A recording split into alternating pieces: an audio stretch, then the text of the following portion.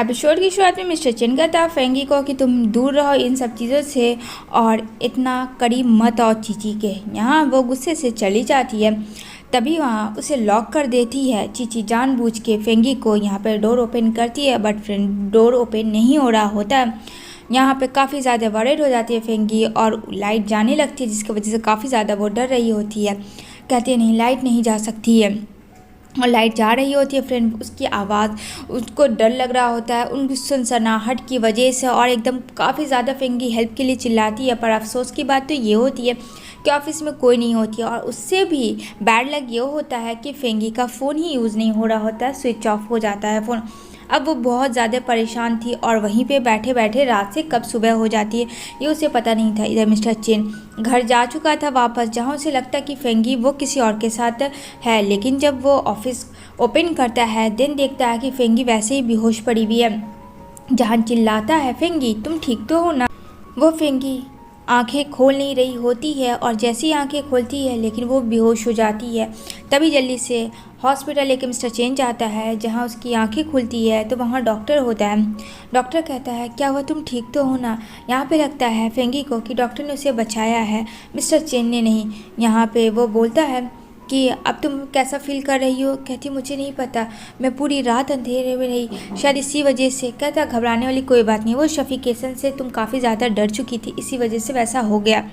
कहती हाँ मुझे भी ऐसा ही लगता है।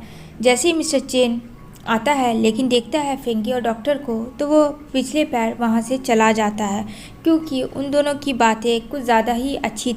कहीं ना कहीं मिस्टर चेन को रियलाइज़ होता है कि डॉक्टर सही है उसके लिए, क्योंकि वो तो वैसे भी किसी और को प्यार करता है। इधर बोलता है डॉक्टर कि चलो तुम मेरे साथ रहोगी, क्योंकि फ़िलहाल मुझे तुम्हें देखभाल करना है। जहाँ कहती है नहीं, मुझे अपने बेटे लेबो को भी तो देखना है ना, मुझे जाना होगा घर वापस। तो कहता है अच्छा ठीक है, कुछ देर रेस्ट तो कर सकती हो ना। तो वो उसके घर आ जाती है, जहाँ उसने फ़र्स्ट ड्राइंग किया होता है, तो वो डॉक्टर को दिखाती है और कहती है ये देखो ये मेरा फर्स्ट ड्राइंग है, जो कि फ्रेंड बहुत जैसे तैसे बना हुआ था। जहाँ डॉक्टर काफ़ी हंसता है और कहता है तुम्हें पता है ये ड्राइंग मेरे लिए बहुत ज़्यादा इम्पॉर्टेंट है, इसमें बनाया हुआ हर एक चीज़ मुझे बहुत ज़्यादा पसंद है और ये मेरे लिए स्पेशल है, इसे मैं संभाल के रखूँगा। जहाँ फेंगी काफ़ी ज़्यादा हंसती है, और यहाँ पे डॉक्टर भी, जहाँ बोलती है फेंगी मुझे तुमसे कुछ बातें करनी है। मुझे पता है कि तुम मुझे पसंद करते हो, लेकिन डॉक्टर मैं तुम्हें पसंद नहीं करती हूँ। जहाँ डॉक्टर कुछ नहीं बोलता है वो फेंगी को देखता है, कहती है आई एम सो सॉरी, मुझे माफ़ कर देना, पर हम दोनों सिर्फ एज लाइक फ्रेंड रह सकते हैं, इसके आगे कुछ भी नहीं। डॉक्टर कहता है ठीक है जैसी तुम्हारी मर्ज़ी। इतना कह के डॉक्टर वहाँ से चला जाता है। यहाँ पे फेंगी सोचती है क्या मैंने सही किया ना बोल के, क्योंकि वो तो फ्रेंड मिस्टर चेन को पसंद कर रही थी।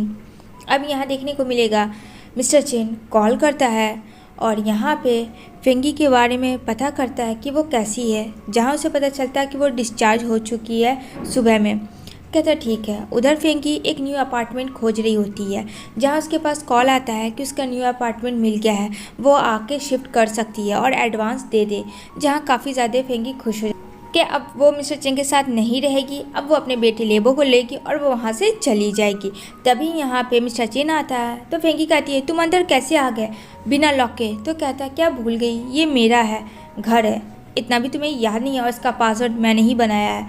अब बेचारी फेंगी चुप हो जाती है, क्योंकि बात तो सही कह रहा था फ्रेंड, सब कुछ तो मिस्टर चेन का है। बाहर बहुत ज़्यादा बारिश हो रही होती है, जहाँ उसने सोचा होता है कि वो ऑफिस के बाहर चली जाएगी, लेकिन पॉसिबल नहीं था।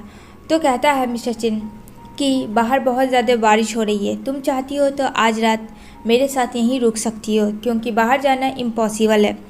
बात तो सही थी मिस्टर चेन की। फेंगी भी सोचती है सही बात है, इतनी बारिश में वो भी कहाँ जाएगी। यहाँ पे कहता है खाना सर्व कर दो, मुझे बहुत कस के भूख लगी है। फेंगी उसे खाना सर्व कर देती है। कभी कभी सोचती है फेंगी मिस्टर चेन कभी तो एकदम बच्चा बन जाता है, कभी इतना खड़ूस इंसान, पता नहीं वो क्या चाहता है। उसे इग्नोर करती है, कहती है चलो खाना स्टार्ट करो नहीं तो ठंड हो जाएगी खाना।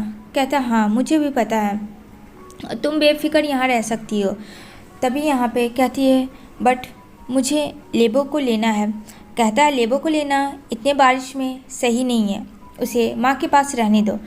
इधर फेंगी चेंज कर लेती है ड्रेस, जहाँ आती है और कहती है ये लो सूट वूट अब उतार लो और अपना रिलैक्स हो जाओ। जहाँ माँ को कॉल करता है और यहाँ पे लेबो बोलता है माँ मैं बहुत ज़्यादा खुश हूँ, आप मेरी अंकल से बात करवा दो। यहाँ पे कहती है हाँ ठीक है मैं दे रही हूँ। फेंगी सोचती है उसने अपनी माँ को भी भूल गया जब से उसने इतने हैंडसम अंकल को देखा। यहाँ पे बात करता है मिस्टर चेन और यहाँ पे वो सोफे में सो तभी उसे एक ड्रीम आता है जहाँ वो लेबो के साथ सोई है और काफ़ी ज़्यादा डर जाती है ये देखकर कि लेबो फ्रेंड कि उसका डैड कोई और नहीं, उसका डैड मिस्टर चेन है। कहती है नहीं ये कैसे हो सकता है, ड्रीम में तो यही दिख रहा होता है। कहती मैं पागल हो जाऊंगी, पता नहीं मैं कुछ से कुछ देखती रहती हूँ। देन वो उठ के जाती है मिस्टर चेन के पास और वो दोनों घर वापस जाते हैं। कहती है कि मैं सोफ़े पे सोई थी तो मैं रूम में कैसे चली गई, जहाँ कहता है मिस्टर चेन वो मैंने किया। क्यों, तुम्हें बुरा लगा? कहती है और तुमने क्या किया? कहता है मैं चाहता हूँ तो बहुत कुछ कर सकता हूँ क्योंकि रह तो रही हो मेरे घर में तो हक तो सब कुछ मेरा ही है। जहाँ फेंगी कहती है क्या बकवास कर रहे हो तुम, दूर रहो मेरे से, मुझे अच्छा नहीं लगता तुम इतना चीप टाइप का काम करते हो। तो मिस्टर चेन कहता है अच्छा मैं चीप हो गया। तभी वहाँ पे लेबो आता है और कहता है मम्मा। तो यहाँ पे खुश हो जाती है, कहती है अरे मेरा बेटा है, क्या बात है? कहता है मुझे स्कूल कार्ड में पेरेंट्स का सिग्नेचर चाहिए तो प्लीज़ अंकल को बोलो डैड बन के साइन कर दे। जहाँ फेंकी कहती है नहीं ये बहुत बुरी आदत है बेटा, ऐसे नहीं करते हैं, मम्मा है मम्मा साइन कर देगी। लेकिन फेंकी कहता है नहीं मुझे अंकल से साइन करवाना है। तो कहती है मम्मा प्लीज़ बेटा ज़िद मत करो। लेकिन वहाँ पे गुस्सा हो जाता है लेबो और कहता है मुझे करना है तो करवाना है, क्यों नहीं मामा समझती हो आप बात। तभी हम मिस्टर चेन ले लेता है नोट पैड और कहता है कि मैं साइन कर देता हूँ। जहाँ फेंगी थैंक्स कहती है उसको और यहाँ पे वो साइन कर देता है और वहाँ पे फेंगी भी, दोनों पेरेंट्स लोग साइन कर लेते हैं जिसके वजह से लेबो काफ़ी ज़्यादा खुश हो जाता है और कहता है थैंक यू मम्मा एंड डैडा।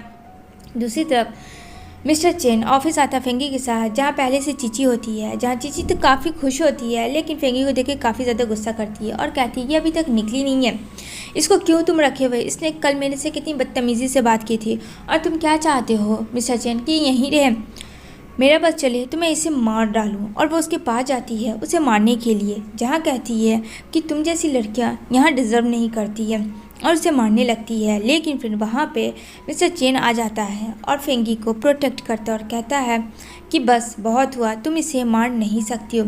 कहती है क्यों नहीं मार सकती हूँ मिस्टर चेन, तुम भी फेंगी के साइड हो। कहता है मैं किसी के साइड नहीं हूँ, लेकिन ये बहुत गलत बात है, किसी को भी बिना पूछे हाथ उठाना ये मत करो, नहीं तो फिर मैं भूल जाऊंगा कि मैं क्या कर सकता हूँ। जहाँ काफ़ी चीची गुस्सा करती है कि मिस्टर चेन भी फेंगी के लिए लड़ रहा है उससे, जबकि उसने कभी भी उसकी ऊंची आवाज़ से बात नहीं की थी। गुस्से में चीची वहाँ से चली जाती है और सीधा कॉल लगा देती है जो कहती है एक गुंडे को कि मैं तुम्हें पैसे दूंगी लेकिन तुम्हें उसको मार डालना है फेंगी को। तो कहता है ठीक है मेरे अकाउंट में पैसे ट्रांसफ़र कर दो। दूसरी तरफ मिस्टर चेन कहता है फेंगी को कि तुम जाओ आज लेबो के स्कूल, वहाँ जाके तुम मुझे कॉल करना तो मैं पेरेंट्स मीटिंग आके अटेंड कर लूँगा दोनों लोग साथ। जहाँ इंतज़ार कर रही होती है फेंगी, काफ़ी टाइम हो जाता है बट अभी तक मिस्टर चेन नहीं आता है। वो उसको कॉल लगाती है लेकिन पीछे से एक आदमी आके उसे बेहोश कर देता है और फेंगी को किडनैप कर लेता है। अब इधर काफ़ी ज़्यादा मिस्टर चेन परेशान होता है कि उसको जो मैंने कहा था वो तो करती नहीं है, पता नहीं वो कहाँ है, किस हाल में है, फ़ोन क्यों नहीं रिसीव करी। इसी के साथ ये एपिसोड एंड होती है।